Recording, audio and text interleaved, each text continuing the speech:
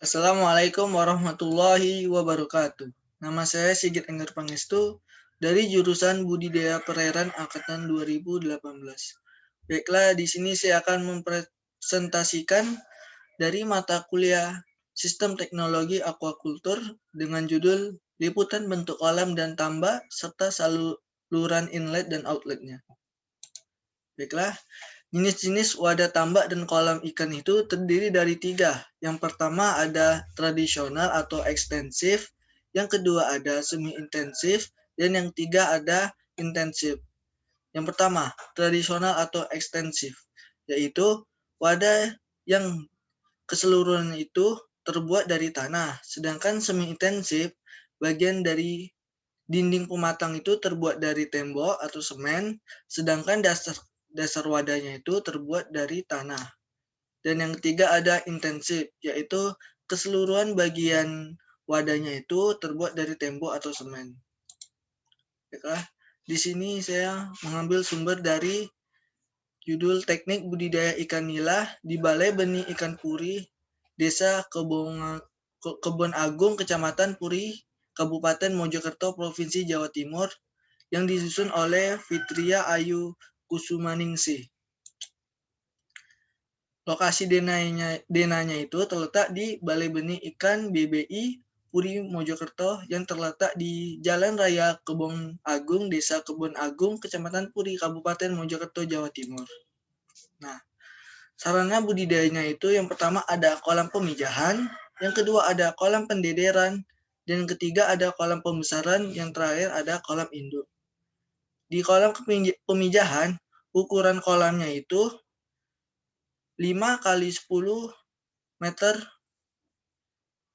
dengan kedalaman 40 sampai 60 cm.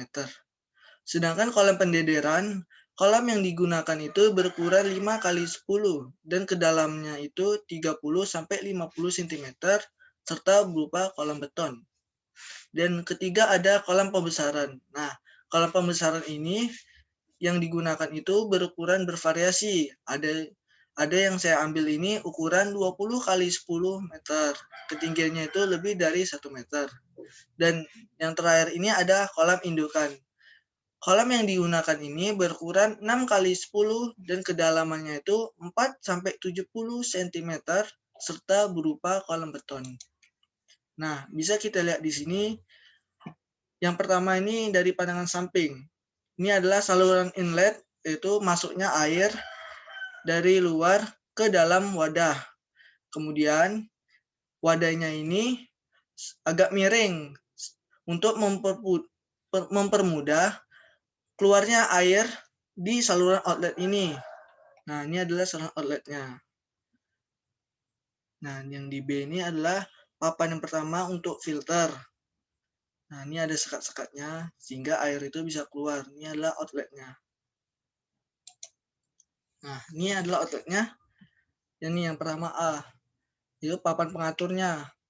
Yang B-nya itu tower monik, dan yang ketiga ini pondasi dari outletnya. Dan yang keempat ini pipa saluran keluarnya. Nah, di sini ada penyaring. Kemudian ini papan-papan untuk mencegah keluar air dari wadah tersebut. Nah, ini air kemudian masuk keluar dari outlet ini lalu ke saluran irigasi. Baiklah, yang kedua ada wadah tambak. Sumber yang saya ambil itu dari Balai Besar Perikanan Budidaya Air Payau di Jepara dengan teknik budidaya udang paname yang disusun oleh Supito.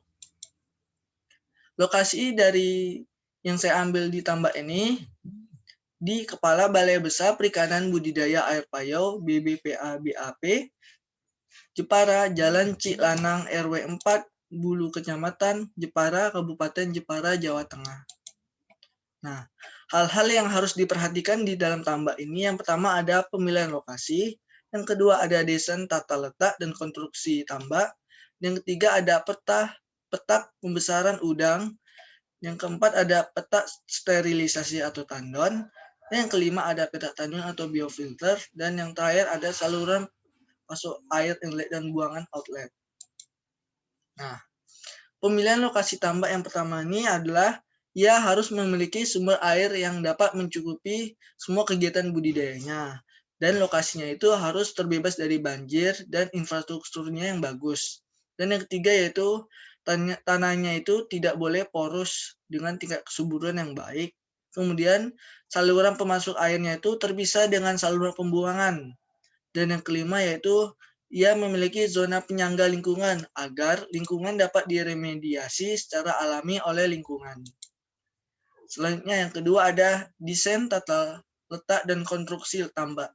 Yang pertama ada biosecurity. Pada kawasan tambak dibatasi oleh pagar berupa pematang yang kedap, saluran, dan petak tambak yang dikelola oleh biofilter dan pagar biosecurity untuk mencegah karir. Yang kedua yaitu sumber air payau atau laut berasal dari inlet berupa saluran sekunder. Nah, di sini adalah saluran inlet sekundernya untuk masuk ke sedimentasi. Nah, yang ketiga ada peta tandon atau biofilter untuk mencampuri air tawar dan laut atau sebagai peta penampungan yang sehat untuk peta pembesaran. Nah, di sini dapat sedimentasi.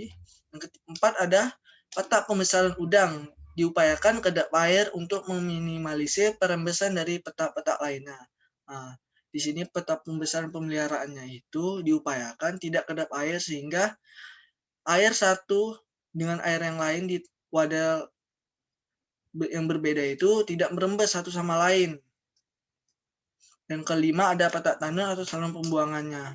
Nah, di sini ada petak tandon di sini sehingga airnya itu masuk ke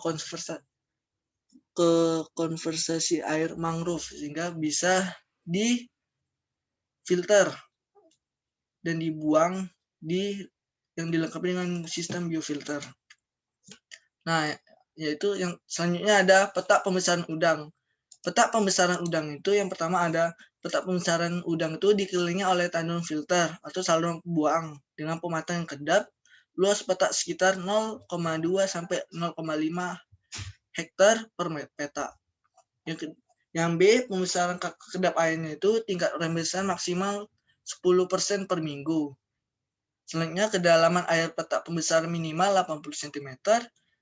Selanjutnya, peta pembesaran dilengkapi sistem pasok air inlet dan sistem pembuangan outlet. Nah, yang selanjutnya ada peta sterilisasi atau tandon. Peta sterilisasi berfungsi untuk membasmi patogen sebelum digunakan untuk menambah atau mengganti air peta pembesaran udang. Nah, luas peta sekitar 20% dari luas volume peta pembesaran udang. Nah, selanjutnya ada peta pengendapan.